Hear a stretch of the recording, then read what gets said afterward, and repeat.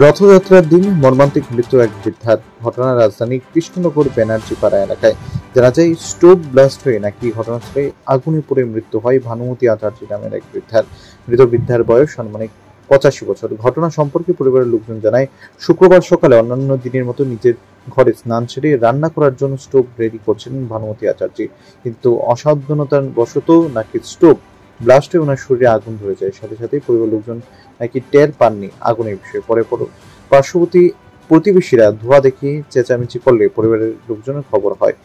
আগুন লাগার খবর পেয়ে সাথে সাথে খবর দেওয়া হয় দমকল বাহিনীকে, যদিও দমকলের ইঞ্জিন ঘটনাস্থলে আসার পূর্বেই জীবনদীপ নিভে যায় বৃদ্ধার। ঘটনাস্থলে মর্মান্তিক পরিণতির শিকার হন তিনি। আগুন লাগার ঘটনায় সমগ্র এলাকায় চাঞ্চল্য ছড়িয়ে পড়ে।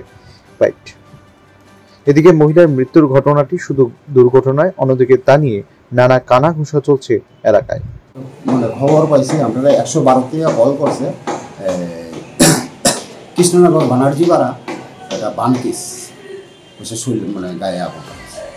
তো আমরা আয়াসেরা দেখলাম, পুলিশ তো আয়াসেরা দেখতেছে মানে যে অবস্থা, মানে এটা মানে তোমার আয়াসেরা হালকা মানে একটু আগুন দেখতেছি, বডি জায়গা করে দিচ্ছে, মানে কোনো জীবিত অবস্থা ছিল।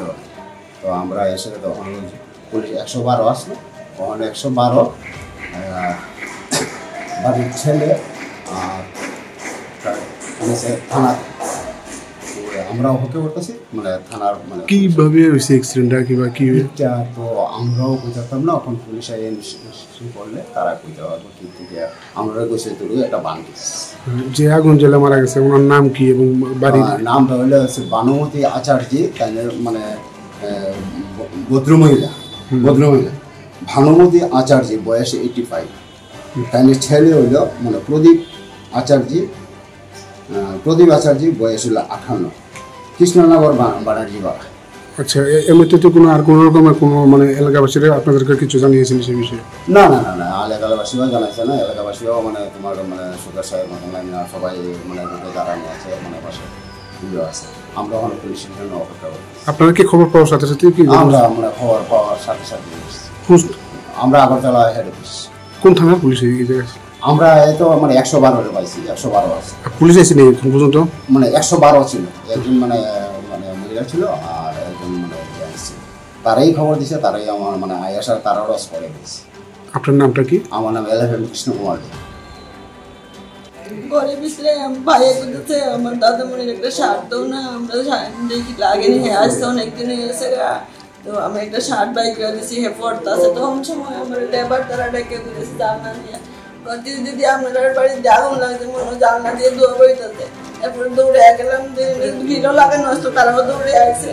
এরপরে যদি গিলটা খুলে দিছি, এরপরে বাইরে গেছে, বালতি দিয়ে জল টল দিয়ে নিবাইছে। কি থেকে আগুনটা লাগছে? স্টোভের থেকে নি নাকি, আমরা তো দেখছি না, আমি দেখে ডরাই আমি বুঝে নিয়েছি।